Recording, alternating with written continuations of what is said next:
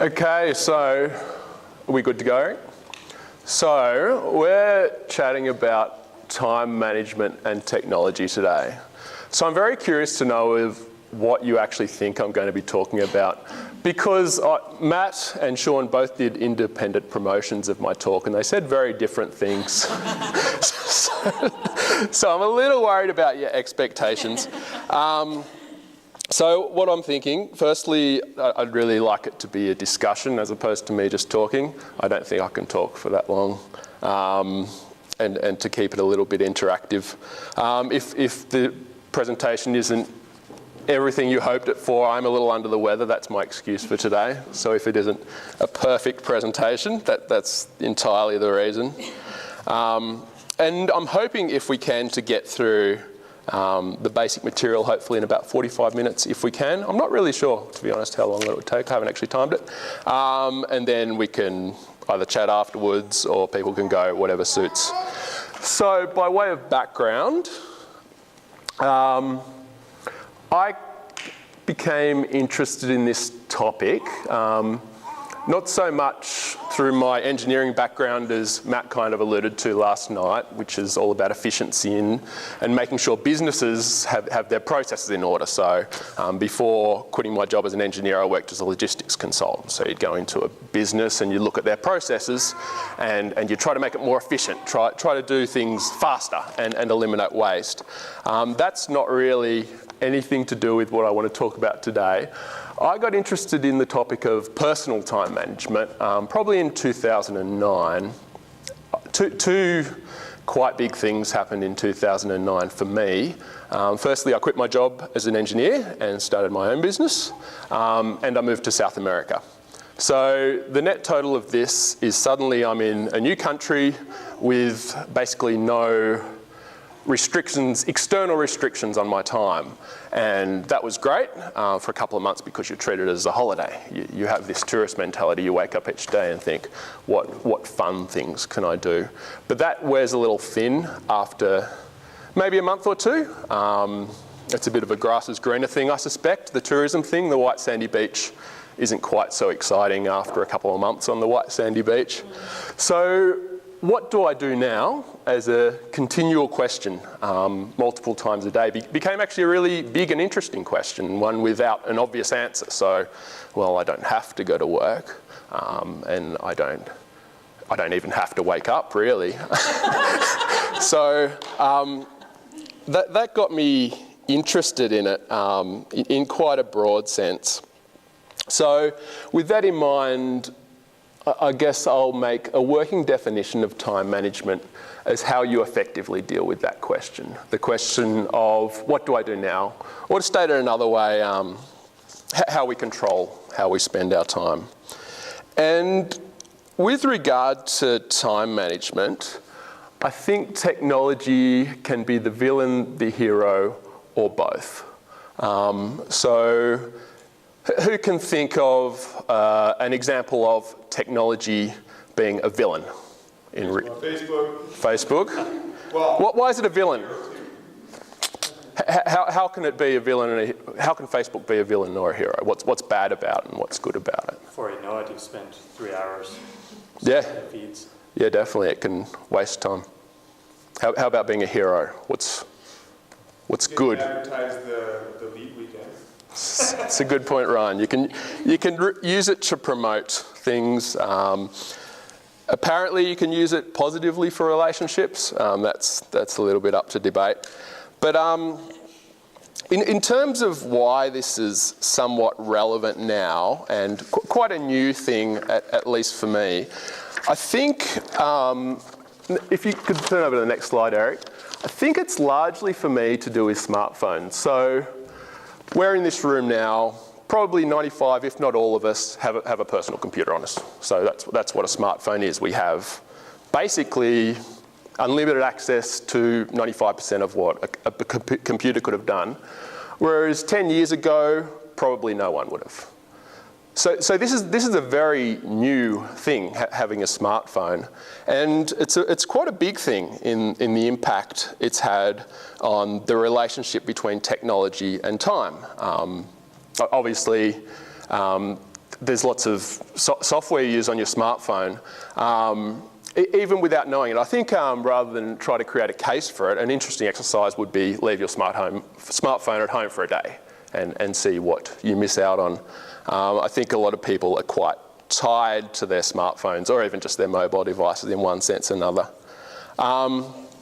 So in terms of what I'm hoping to cover today, the next slide, Eric. What does the BI intelligence mean? It's the company that made the data. But, yeah. It might stand for something meaningful. I'm hoping to cover 3 key principles of good time management. So kind of a benchmark for what we consider to be a good way of managing our time.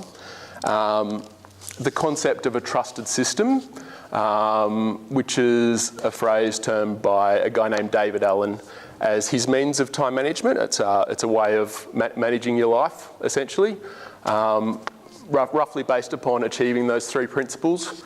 And then lastly, move on quickly to the role of technology, or specifically cloud-based software in making that system work for you. So a couple of quick references. You'll be pleased to know that most of this material is not mine. 2 people much smarter than myself, a guy named David Allen. He wrote a book called Getting Things Done in Particular, which was very big 5 to 10 years ago in the productivity circles. And Timothy Ferriss wrote a book called The 4-Hour Workweek, which is one of my favourite books for obvious reasons. Which is a very interesting read. Largely his thoughts on goals and thinking outside the constraints of the Monday to Friday 9 to 5. So first of all, 3 key principles of good time management. So the 3 key principles I want to cover are real efficiency, real proactivity, and how to achieve clarity of mind and focus. So firstly, on real efficiency, here's a very unhelpful definition. Efficiency equals work input minus waste divided by work input times 100%. So that's a scientific or an engineering approach to efficiency. You don't need to understand that. All it's really saying is minimise waste. So a big example would be time. Efficiency with regard to time, minimise wasted time would be how you'd apply that. And that has 2 outcomes which are true, but I don't think they're particularly helpful for our personal productivity. So one big outcome is we do the same thing, but faster. That's making a process more efficient. That's, if I was a logistics consultant, I'd go in and I'd look at their processes. That's what you're doing. Let's eliminate waste to help you do the same thing, but faster. And the unfortunate effect of this philosophy, particularly with regard to personal time management, is it causes you to rush. And rushing, I suspect, is one of the most unhelpful philosophies you can come at time management with, in that it stops you thinking. You just try to do what you're doing faster and you never step back and actually consider the nature of the task you're doing, or even consider whether it's a worthwhile task in the first place. So that's not how we want to think about efficiency. But I thought of a more helpful way of talking about efficiency on the next slide, Eric. It's taking good care of your most precious finite resource. So with regard to time, that's an obvious one. Time is something that we have in a finite amount that we can use, but we do not have an unlimited amount of time. But it's precious because time, in one sense of looking at it, is all we have. More specifically, time with specific people might be a precious finite resource. So if my family came to visit me from Australia and I only had a week with them, that's a precious amount of time I've got. I'd probably take a week off work and I'd probably clear my schedule so I could use that precious time. Something like money is a very obvious precious finite resource. We don't have an unlimited amount of it, so we need to take care where we use it. And more quite recently, the emotional energy kind of theory has been getting a bit of airplay. So the idea of headspace and attention is a finite resource. We can't devote our minds and concentrate or even devote our emotions to an unlimited amount of thing. We can only narrow down on a particular number of tasks, which in effect means we have to say no to a certain number of tasks. So that's the first principle, taking good care of our most precious finite resources. The second principle is real proactivity. So I think most of us would probably have a fairly similar simple definition of proactivity as being on the front foot. Our proactive friend is the one who always rings us to ask us if we want to go for a ride or have coffee. To extend that just a little bit, one of the dictionaries defined proactivity as acting in anticipation of future problems, needs, or changes. So with this in mind, I think I'd like to extend the definition of proactivity to firstly big picture thinking, so stepping back and then acting accordingly. So sort of dwelling on the anticipation of future problems, needs or changes is a big part of this, which really involves not only willingness but awareness and some thinking of what could happen in the future and that idea of anticipation.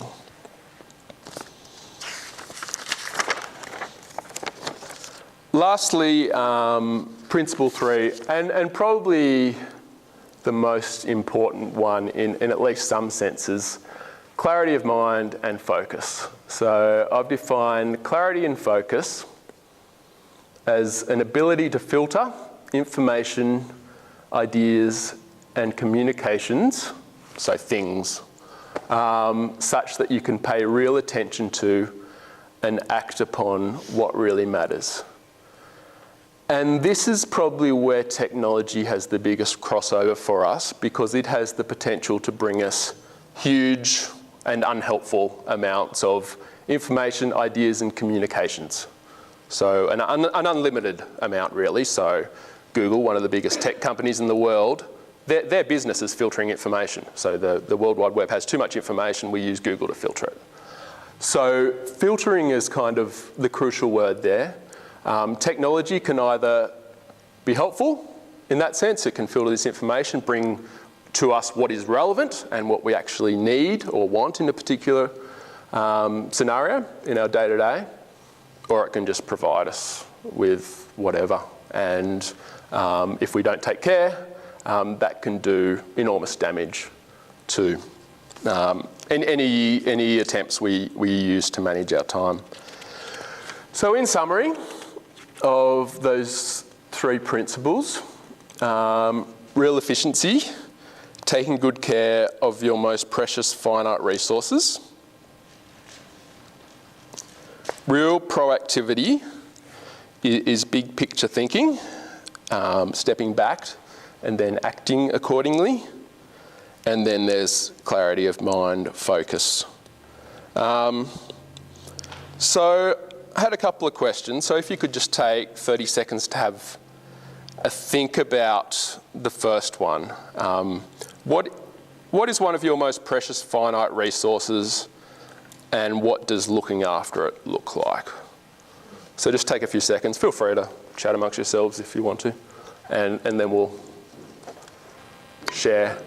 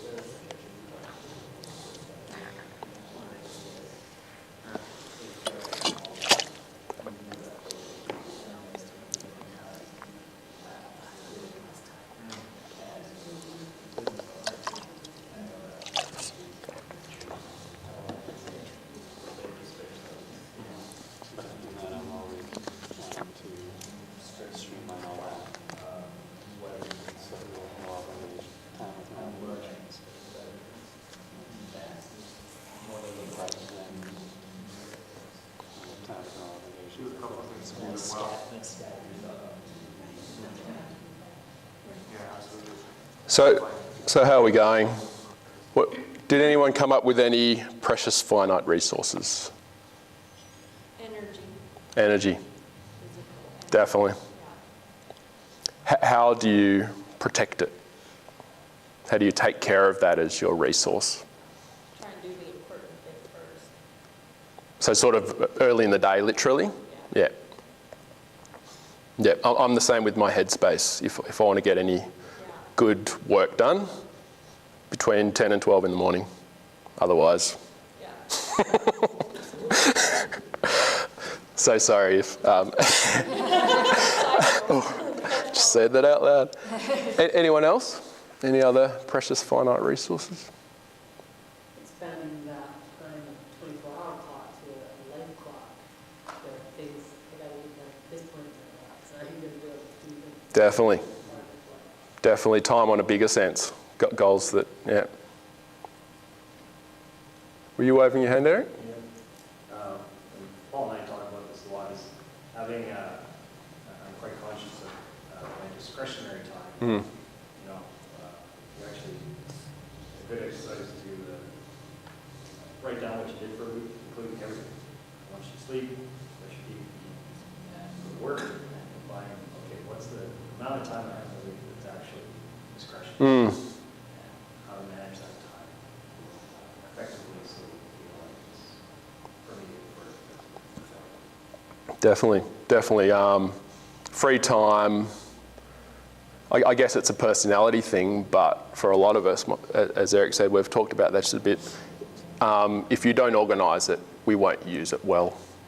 So free time shouldn't be just, all right, the weekend's off kind of thing. I can do whatever I want, and then you get there and you may or may not find that you've spent it well, according to whatever concept you have of well. Anything else? We talked about focus. Mm. With spreading yourself too thin Mm. and not doing. I'm guilty of that all the time. Yeah. You just get all these ideas and this and then Definitely. and doing all poorly as opposed to deliberately pushing into the most important ones. So have you made any grounds on taking care of that resource? Have you figured it out?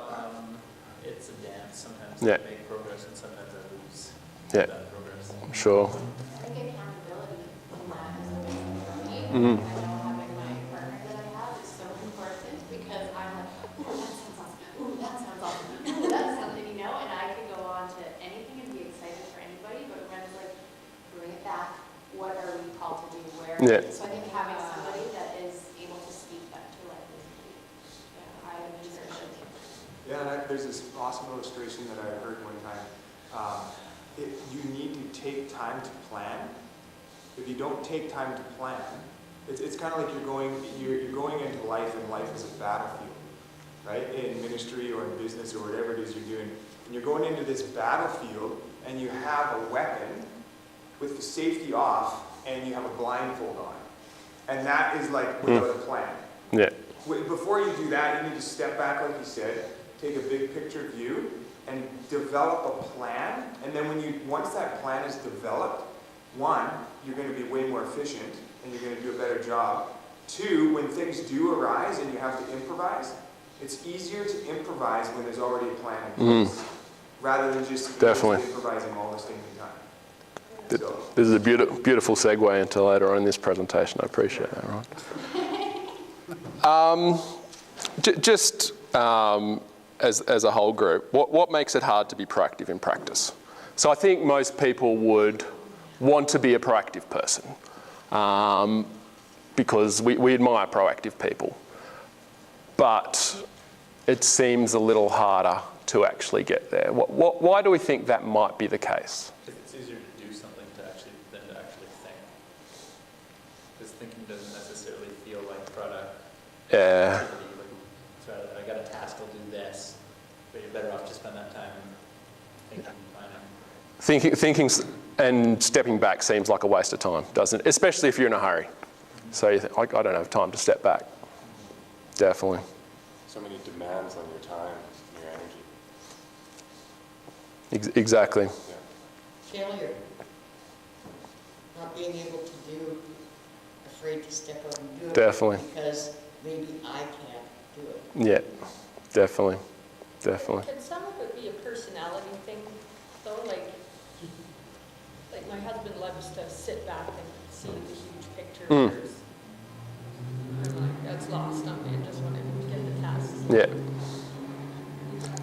Definitely, I think we've got different inclinations to, yeah. I think it maybe goes back to what Dave was talking earlier about having, deciding what the important mission is, whether that be something small or large. You know what your vision is, your purpose. Yeah, no real frame of reference. So when or where, or what environment, have you experienced what you'd call good clarity of mind or focus? In those times that you have achieved that, what was going on around you? What led you to that situation? Excuse me, I am not good at time management, and so when I'm doing something I enjoy, like right now I've got all my art equipment out, and when I put it away, I just don't do it. Yeah. So I leave it out, and in my free time, I go to that area and do art, and I'm finding myself organized in the things that I enjoy doing, Yeah. but not organized in the things that I don't enjoy doing. So when it's a pleasurable activity, Yeah. then that helps a lot to get you on track. Yeah. Definitely. Yeah. If it's enjoyable. Yeah, for sure, that's a big one. I get really, if you're talking about like a flow state where you're just kind of you're working and you know you're being productive, and I find it frustrating because sometimes I'll have it and then for no apparent reason you lose it, and then for no apparent reason it comes, I don't seem to find a pattern in myself that these are the things that I do to enter this zone of productivity. But I know I do it occasionally, and I really enjoy it, and I wish I could do it all the time. Yeah. But I don't really know what goes into the secret sauce, I guess. Yeah, there's definitely an element of emotional fickleness in there somewhere, such that. Color me emotionally fickle. Yes, I am. The closest thing I can think of for me is keeping work at work, school at school, and home at home. That's huge. Segregating your life into its various parts, so there's a time and a place for everything. Yeah, the two examples I thought of when I was putting this together were getting out of the city or the town. That clears my mind a lot, particularly if I don't have my computer. And working in a team. When I'm working with other people, I can get really into the project we're working on together, such that I stay pretty in the zone. So, I want to move on to the concept of a trusted system.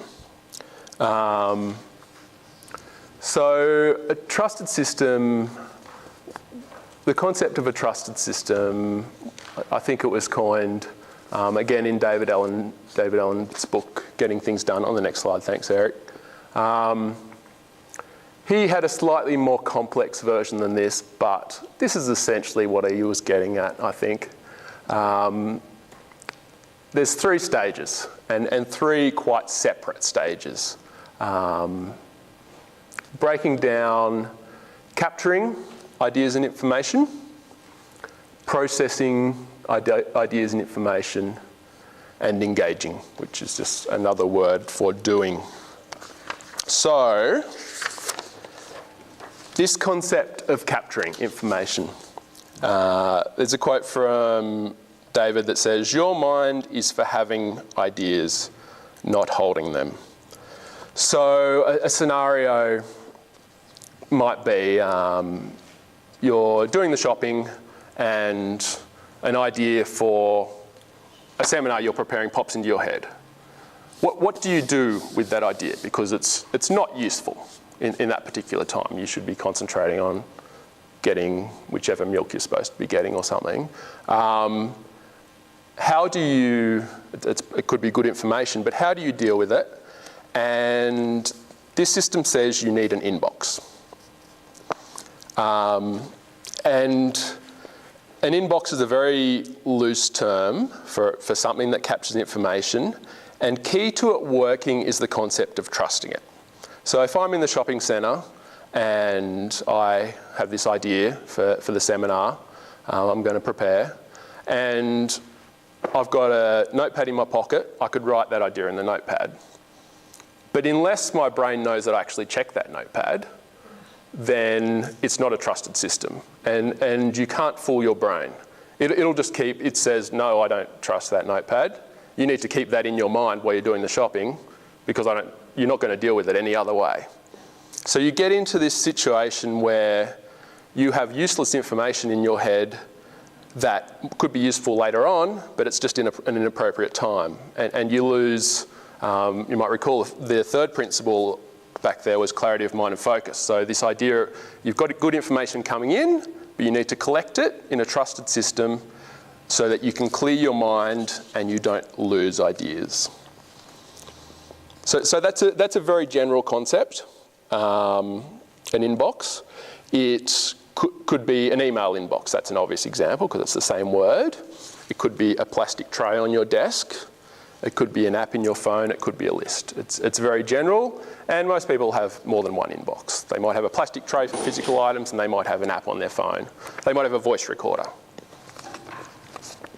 It's something that can capture ideas and something that you have with you. We'll get back to the specifics of that. The second concept in this system, this trusted system, is processing ideas and information. So there's a quote from a guy named Albert Hubbard. It does not take much strength to do things, but it requires a great deal of strength to decide what to do. So the idea of processing ideas and information separately is because decisions are so difficult. So decisions are really hard to achieve at the best of times. So if you're trying to do them in the heat of battle, so to speak, in the middle of a busy day, then your chances are not great at getting any decision at all, let alone a good one. So to define that, processing equals decision making equals using your brain to turn inputs into planned actions. So I realise this slide's pretty dense, but hopefully it makes some sense. And it's still quite general at this stage, that we need to set aside time for processing ideas and information. So the inputs into this process will be things like long-term goals and principles and responsibilities. So we obviously don't have unlimited flexibility. We have jobs and family and time commitments all over the place. That needs to be considered, obviously, when you're planning your actions, how you spend your time. You've got whatever you've been collecting in your inbox. So you've got all these ideas that have been accumulating in times that they're inconvenient to deal with. You need to actually deal with them. And that might mean tossing them out, oh, that was a silly idea. Or that might mean, oh, I really need to act upon that. So it might mean creating a task or a project out of that. And you've got communication, so other people. So other people will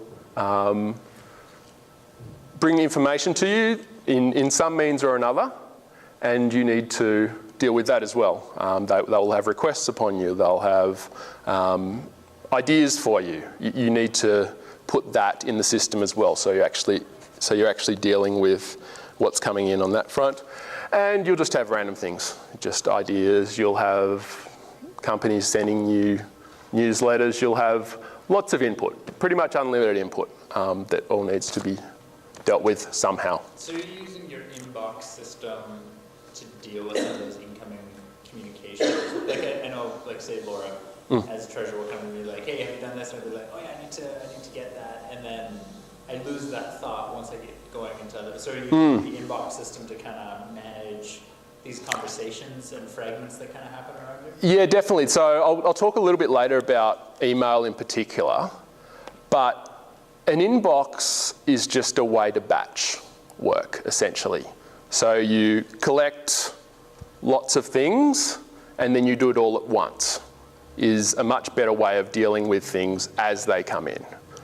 So the example of an email inbox, you'd probably need to deal with possibly even daily. But yes, that's definitely a principle in that you deal with things on a schedule that works. So Laura probably wants you to deal with it quickly. You deal with it so perhaps you deal with it as fast as you feasibly can. So maybe you set aside 15 minutes at a specified time in your day to deal with church-related responsibilities. And that's when you deal with those emails and emails from Sean or whatever else. I don't know, it is that general idea. But the time frame that you set up is the discretionary thing based upon what you want to achieve and the responsibilities. So you've got all these inputs coming in. Exact definitions aren't crucial at this stage, but it'd be good if we could take away this idea of separating a time to take the various inputs or influences in our life and dealing with them. And by dealing with them, I mean creating planned actions, which are broken down into projects, tasks, and events. And events are just tasks with a date and time. And I think I put another slide. Oh, good, I did. So, one example of processing a goal. So creating a goal you have and creating projects and tasks out of it. Goals are important long-term things that matter to you. So one of these might be buy a new house. Projects are short-term things that can be dealt with. It's almost an arbitrary definition, but I define projects that can be dealt with within a week. Just for the sake of putting a time frame on it and making a distinction between goals and projects. And tasks are actionable steps that require little thought. So within the project of getting your financing approved, which is a project related to the goal of buying a new house, you might make the next task to call a broker to arrange a meeting next week. And you'll notice that that's so specific, it doesn't really require any thought. And that's quite crucial because we're trying to get decision-making out of the day-to-day and group all our decision-making into this concept of a processing time. Did I put another slide on? Yeah, so in terms of batching this work of decision-making, for me, it works best in weekly planning. So there's another example is vision setting. So for example, Sean and the pastors would set aside time every year or two to really step back and create a vision for a church. So that's super long-term planning. This is short-term planning, weekly planning, and that's really what I think is quite key to this general idea of getting the trusted system working. Sorry, one more. If you go back one slide there. Yeah. I've seen it where when you're writing out your tasks, so if your task is to call the broker, when you write the task, include the phone number so that when you get Definitely. There's no friction, you just... Exactly, that's even better. Yes, that's a perfect example. Make it as easy as possible for yourself to actually... For your future self. Yes, looking after your future self. So again, setting aside a regular time just for this. Processing things and decision making. And for me, that works as weekly planning. And because decisions are so hard, giving this your absolute best time, I think is pretty key. So for me, as I mentioned, it's mid-morning and prioritising it. So does that make sense? That was quite a complicated slide before. I just want to make sure that... Are the slides available later? Yeah, I can sort something out, yeah. Okay, so hopefully everyone's on board. Let's move along to the third part of the trusted system, which is engaging.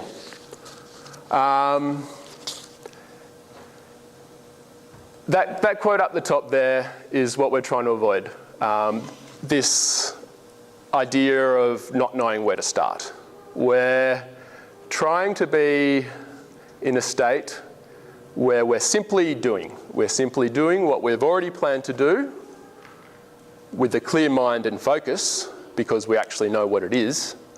And specifically, we know what needs to be done and what doesn't. And what doesn't is a really key one, I think.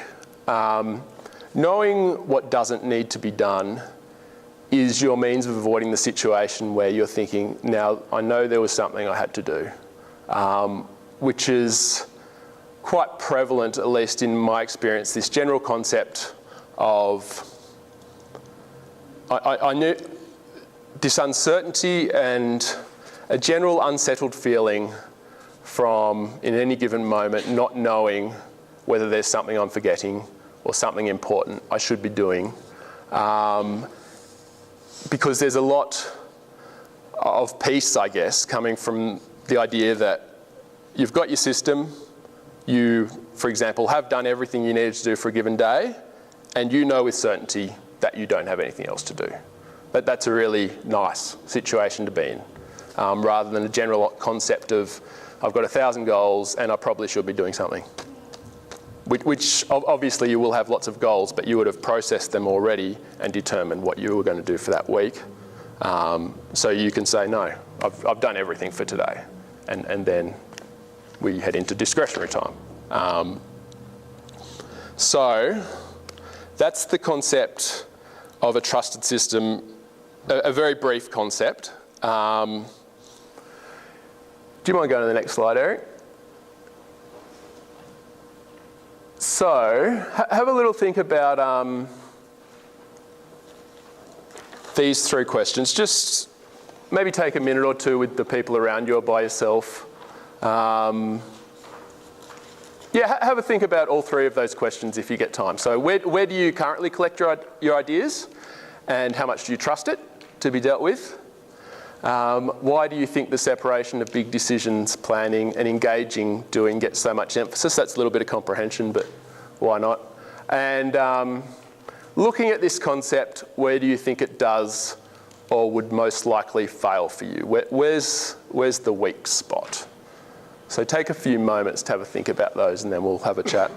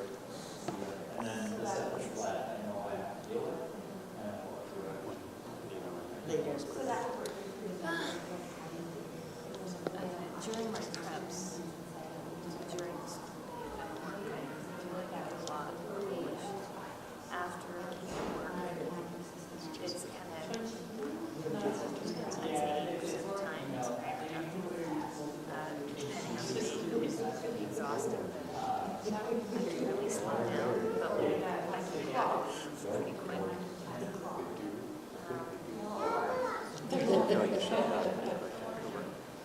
yeah, like once we're in the car, I think I should know. For me, there's not much time. This is my birthday.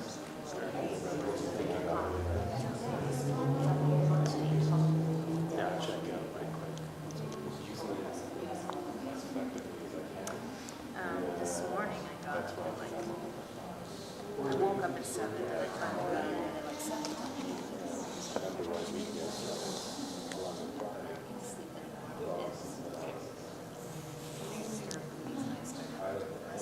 a lot of things and plan it. I use the page in my mind. Any action I like this most actually. I put it in my This is phone with an alert. especially for If training. I know I gotta be for I set it for now. But it's something for hours, like half an hour catching alert. And then other than that, And it even has reminders on it. I leave it as marked. And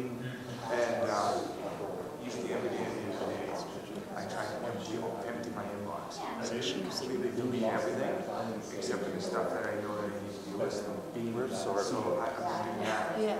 And usually that's my morning and I'll wake up, I'll sit out, and I'll write out all my tasks that I know that I have to do. That's always beside me. I try to action so that all the calls are. 5 o'clock, make bread. And all that I do is there's kind of batched together. It's kind of like I say, I'm going to phone call me 10 Make a decision.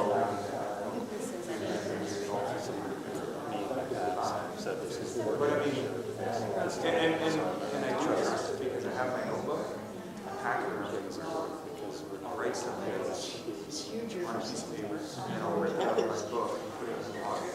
And I always have a pen in my pocket too. All right. Sorry to interrupt. I do stuff like mark it off, and it's, Great, you're all engaging. I gotta see them marked.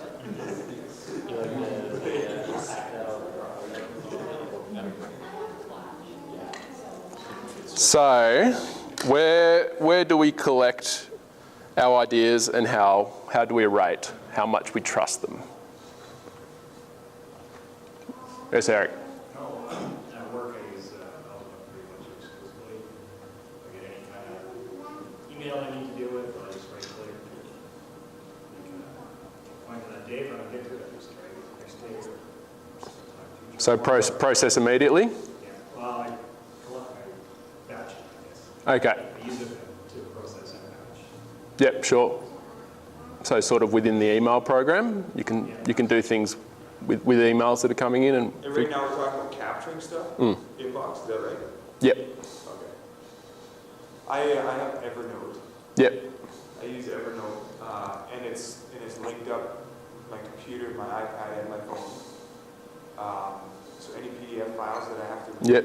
they go into Evernote. Any sermon ideas that just pop into my brain while I'm grocery shopping, Yep. I go on Evernote and type it in sermon ideas. And so I got like 30 different notebooks in Evernote. And so if I'm at my desk on Wednesday morning, okay, I'm going to start writing this sermon, I'll go into that. Okay, there's those 3 ideas that I had that popped in my brain, or whatever it may be, right? And I use Evernote to take notes in class. I use Evernote to do grocery lists. I use Evernote because I can sit on my computer and get it all done. Yeah. But then I can pull it up here anywhere. Yeah, for sure. So I find Evernote really helpful for capturing things. And you trust that system? You basically, Oh, yeah. you know you'll deal with it later on if it's in Evernote. Yeah. Especially Sweet. like if an idea pops in my head, and of something that I know that's going to be useful. Who knows? Maybe in a week or in a year, I'm going to put it in there. Yeah. Yeah, for sure. As far as tasks, Evernote, it doesn't really work for tasks. So I use a piece of paper and a pen Yep. for that. Cool. So we've got the email program, we've got Evernote. Anything else people use to collect ideas? Mine's also email, but I use Inbox by Google, where you can snooze stuff until the time you know you need to deal with it. Yep. create tasks and stuff, yeah. So, because I've always wanted to use things like Evernote or Trello, but I don't trust them, and so when the actual... So is it a Google app then? It's a plug-in to Gmail. Yeah. And so, because I've basically only ever used an inbox, and so that is the system I use, but this one allows me to do it a little bit better, because I can just clear out the stuff I know I don't need to look at until a specified time, and then what I'm left with is the stuff that needs action. Yeah, for sure. So Google Inbox, we'll actually talk briefly about that later. I'll use Google Calendar the same way. It's called Keep, it's a task. It's another way you can just speak in. Yep, so an idea pops into your head, you pop it straight in there. Cool. And you basically trust that system? I do. The Keep Notes gets a little unwieldy, but definitely the Google Calendar. Yeah, cool. I find I have too many fun, cool places to put things, and consequently, some things just don't get looked at. Yeah, that's the challenge with too many inboxes. Isn't it funny to me, like how useful Trello's been for us? Still got potential. It's not trusted at all. No. But if you think about it as an actual tool, Yeah. it's good, but it's the fact that it isn't trusted that's what brings Use it. it. Well, Exactly. It's not just one person using it, it's a whole team. And so like, there's lots of... Yeah, there's some question marks over responsibilities and why do we think the separation of big decisions, planning and engaging gets so much emphasis in this system? So why is it so important to separate decisions and doing? It is a bit of a comprehension question, if you'll humour me. Because then if you don't, you're flying blind. Yeah. Prioritizing? Yeah, and decisions are generally too difficult to do when you're trying to get something else done. Which Well, is then- you're wasting time. Like, what are your ideas if you can't implement? Exactly. You can start doing something, if you haven't decided to do it, then the importance of it might, Yeah. do something else and trust, decided I have to do this, then you'll do That's true. Yeah, I hadn't thought about that. That's really interesting. Yeah, actually decided to do it. definitely motivation factors. Well, then I think too, if you take the time to actually make a decision in advance, then your goals and your values and your purpose are there. So then when you're out accomplishing a task to achieve that decision, if something arises, rather than trying to improvise on the decision, like impulse decision making, now it's just impulse tasking. Like you can change how you do the task rather than having to worry about the whole decision and everything all in the whole mix. You know what you're trying to achieve. You're still going But to achieve the same decision according to your values and purpose Yeah. and all that. But you just may have to do the task a little bit differently. yeah, you have a framework which you know you need to work within. I Yeah. had a real problem with that just recently that sort of fixed itself to the grace of probably a higher power now. I just couldn't, I just started my own business, and the idea is that I have a daycare, so I have 5 children coming in, and I have to balance like, making a living and then making choices and choosing children. Like that became a real issue for me recently. If someone wants a half day with a child that clearly needs to be with either with his mom or with a caregiver with special resources, not me, and being able to communicate with the mother my concerns, be able to express my limitations to her, and just to play the same role became a bit of an issue. It fixed itself. The mom took the initiative on her own. But my lesson learned as a new business manager was that I need to be able to choose when to take initiative. I could have taken initiative a month ago. Definitely. Well, and say the goal was to how much money you want to be making and how much. Yeah, and I mean, is this really benefiting anyone? It wasn't benefiting me. It wasn't really benefiting the mother. It didn't fulfill my goals. And to make the choice, plan how to deal with it, and then have the initiative to follow through. Well, it's done by her, not me. But I mean, maybe she picked up my cues. But I mean, now I'm going to have a plan.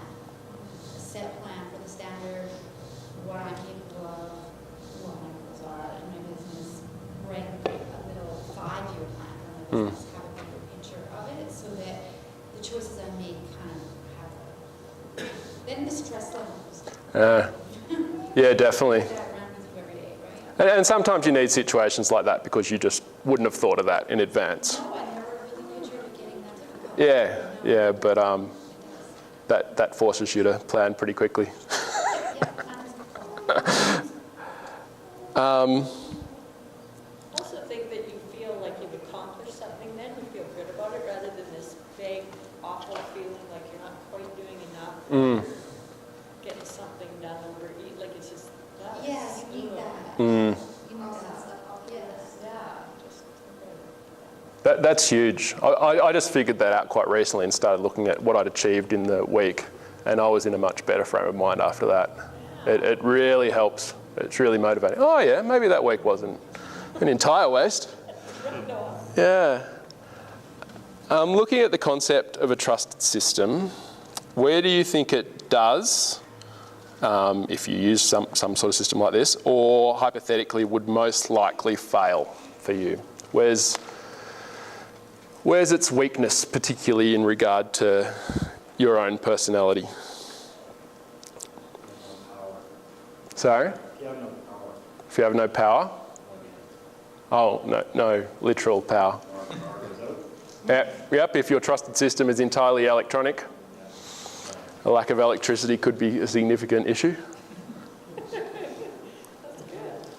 For me, kind of with the personality that having that, getting caught in the paralysis of analysis. Yeah. So, which is really tough for me to get out of. Yeah, definitely. So you're Definitely. constantly in the processing mode? Yeah. Process. Without actually kicking over to go, okay, I need to actually implement to do it. Yeah. Put them into actual tasks. Yeah, I relate a little bit to that in that you want everything to be set up perfectly beforehand, and sometimes that isn't attainable. So sometimes you just need to, all right, it's okay, let's implement that. So for me, I think it's lack of discipline at several stages. So the weekly planning, it won't happen by itself. So even I'm totally sold out on it as the most valuable way I could spend an hour on for example, a Monday morning, but sometimes it just falls by the wayside. Just the urgent overtakes the important, and that's a discipline thing for me. And the other area is discipline is when it comes to engaging. So even when I know what I need to do according to my priorities, I still have to do them. And quite often they might not be things I really want to do. So kind of thing. And yeah, so for me, mostly the weekly planning is the challenge, but engaging or doing still needs work and needs discipline. So, we're running out of time a bit. We're finally getting to technology. That's a bit low on the page. So the role, this is just a very brief highlights tour. So I want to cover some, next slide, Eric. I want to cover some quick tips for using email in a trusted system, tips for using a digital calendar in a trusted system, and tasks and task management software. So firstly, email. So email is the perfect batching tool because it all collects, and when I say batching, doing a bunch of things all at once instead of doing them as they come in. So from my perspective, if you don't use it well, you lose. And the reason I bother mentioning that is I think email can be viewed as for the other people in your life. So, all right, I'll have an email account just so people can email me, but it's mainly for them, and I'll only check it once every 3 weeks at best. The issue with that is that if people really need to get a hold of you, they'll get a hold of you. And they'll call you, which is far more of an interruption than dealing with one of 20 emails of a morning. So email is a really useful tool for you and not for other people, although it is handy if the people around you are using it as well. With regard to email, it's exactly the same rules. You've got your inbox. It's actually called inbox to make it nice and simple for us. We have to process it at some stage, and we need to engage. But you may need to process it more than weekly otherwise, because some people aren't happy about waiting a week for a reply.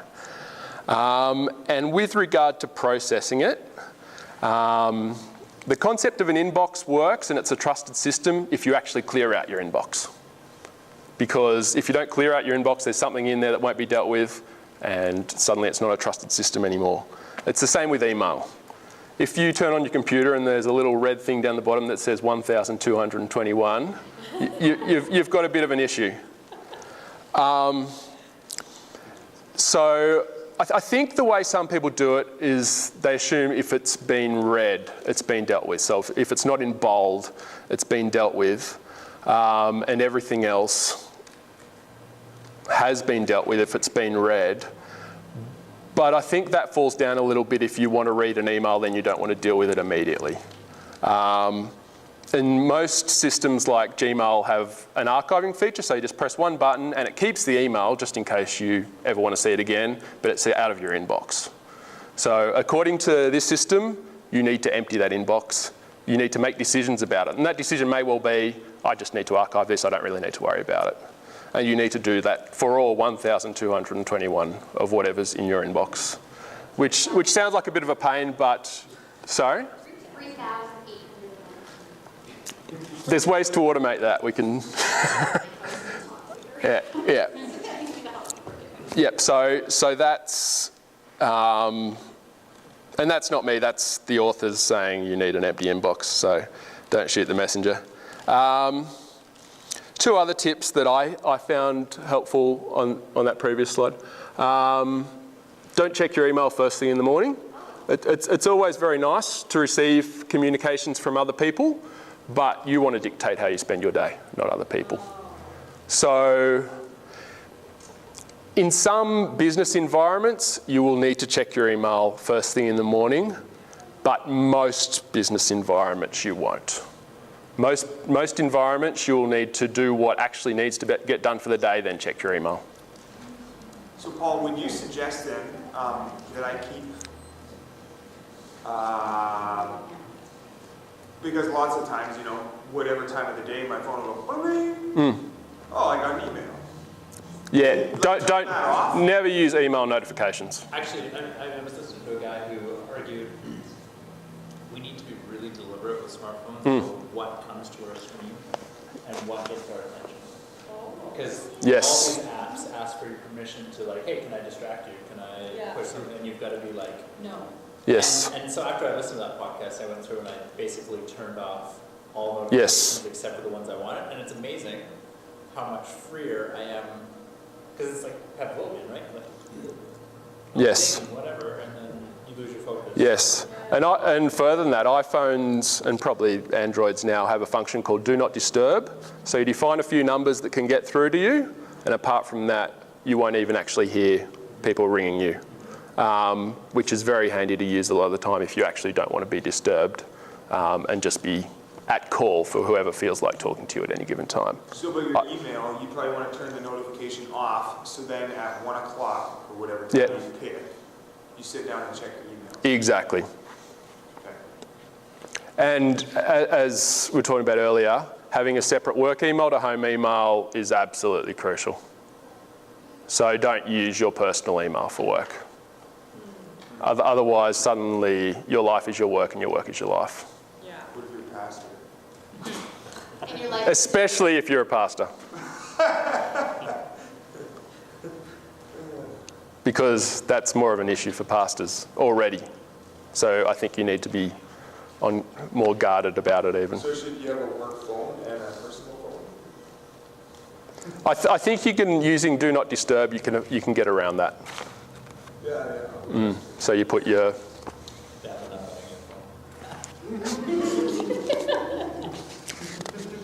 Decision made. So next, the role of a calendar. So calendars are for events only. And these are defined as time-critical tasks. There is a case for, say you really want to get a lot done today and you've got a to-do list, actually attributing a time to them and changing a task into an event, just because, all right, this day's too big for me to manage myself. I need to say this is going to be this hour, this is going to be this hour, this is going to be this hour. But I wouldn't suggest letting that be the norm. And the reason being, jumping down to the third point, is that the more you've got in your calendar or any system, the less important each one of those individual items becomes. So if you've got a to-do list 100 items long, as an example, what are the chances you're going to see any of them in a given day? So calendars are really powerful because most of us are used to using them and use them quite well, at least in a general sense. But if we keep them to just events only, and that's usually events involving other people, then that will make sure we actually show up to those events that involve other people. And if we don't dilute it as much as we can, then that'll mean that system stays quite strong. The reason I said digital calendar originally is so that you always have it with you.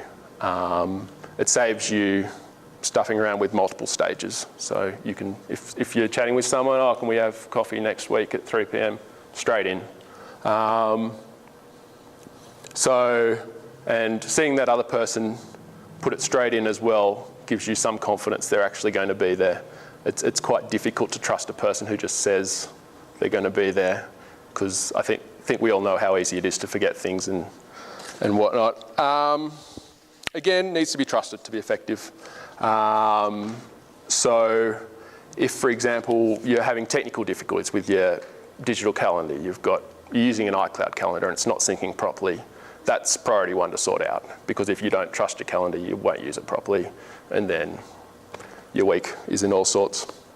And I guess that's a pro of a non-digital camera, as in it won't have technical issues, but I suspect the benefits potentially outweigh the risks. Lastly, sorry we've gone a little bit over time, task management software. And this is just as critical as a calendar, but for a lot of people it's the missing link.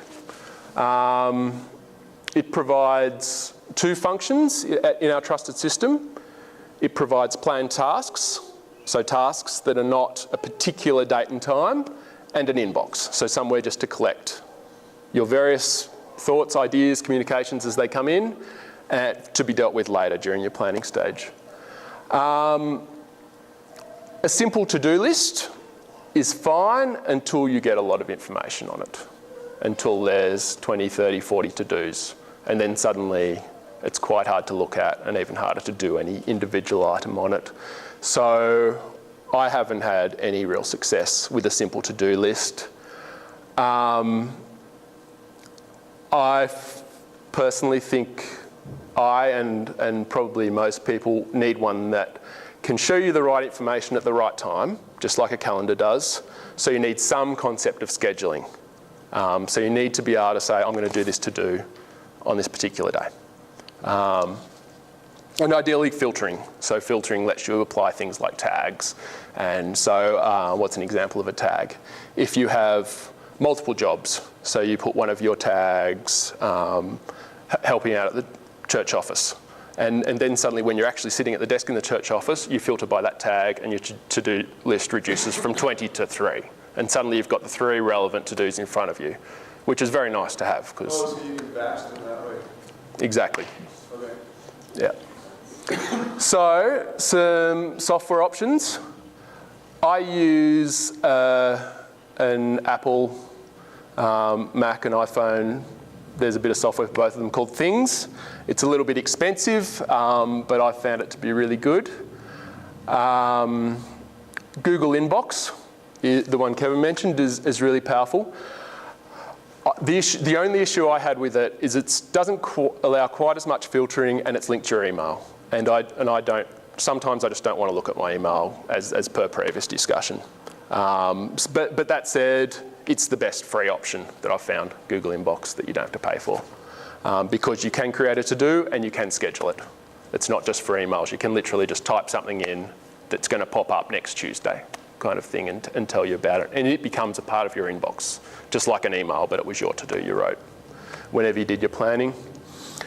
There's a bit of software called OmniFocus, which is quite popular, but I wouldn't recommend it. I find it too complicated, and I've been dabbling in this kind of thing for a little while now, so I probably wouldn't start with that. What is it?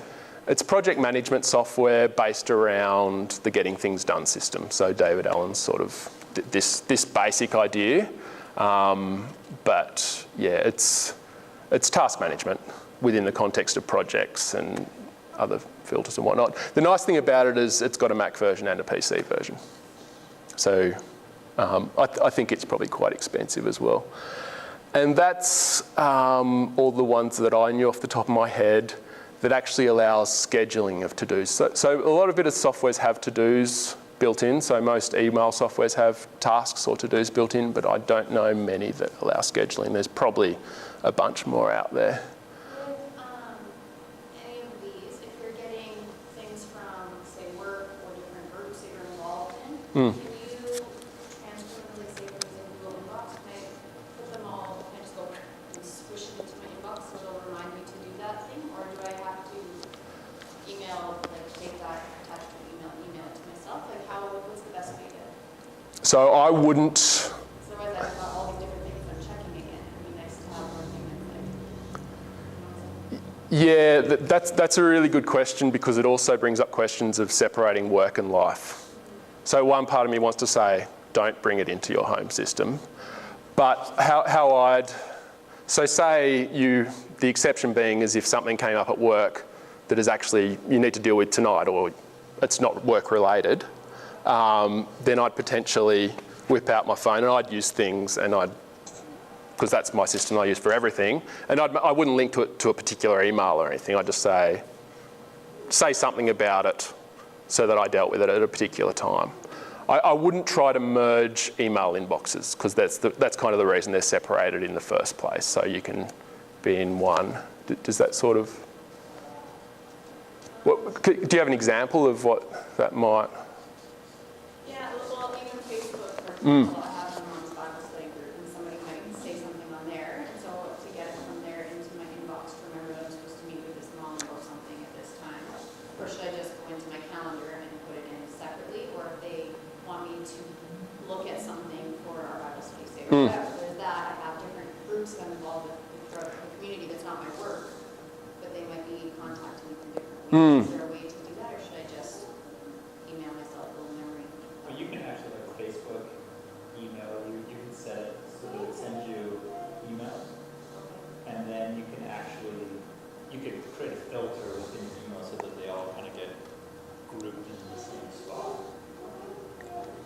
So then you're not having to do it manually. It's still ending up in, your inbox. Say from something like Dropbox, I don't know if anybody uses that. I have that for one thing that I'm involved in, and there's stuff in there that I need to process. Can I slide Dropbox into? I'd just make a note of it. There's lots of systems that try to, so Things, for example, lets you create links to other documents on your desktop and potentially Dropbox as well. I haven't found it to be particularly useful. I've found when a notification pops up, go and get such and such out of Dropbox, it's going to take me 5 seconds more to actually open Dropbox and find it. Because complexity is the quickest way to destroy this system because it just gets too hard. So yeah, you can do it, but not super simply, so I probably wouldn't. Then you're spending more time managing the system than managing your life. Yeah, so ideally this helps you, net positive benefit. So finally, last slide. This is much more about the system than specific software. So David Allen originally wrote his book, Getting Things Done, before smartphones were so prolific. And his inbox that he talked about a lot was his plastic tray on his desk. His processing was his plastic tray, his various bits of paper and his brain. And to engage, he had this very elaborate folder system with lots of folders. I could never do it, it just seemed a bit tedious. Basically trying to make a way of scheduling tasks. So he'd have a folder for each day coming up in the week, and then he'd have folders for months coming up. And he swore by it, but yeah, I think we should be thankful we've got smartphones now. But the point of that is that it's more about the philosophy than any given software solution. So that's, yes, Eric. I would say one system also either work if you have multiple sources of information coming from different platforms, and Facebook and stuff, similar to Evernote is OneNote. So OneNote is a great place for batching stuff. Yeah. It's very easy just to drop a picture, drag, whatever Yeah. it is. Yeah, and I forgot to mention on that previous slide, Evernote too, which Ryan mentioned. Evernote is another good free option. And you can use it for tasks, it's just not quite as conventional. Notebook called tasks. Yeah, something like that. But yeah, so that's another free option, which is nice. So that's pretty much all I had planned for today. Sorry I went a little bit over time. I'll be around here for 10 minutes or something if anyone has any questions. I won't do a sort of a public questions thing because people probably have to go. But yeah, thanks for coming.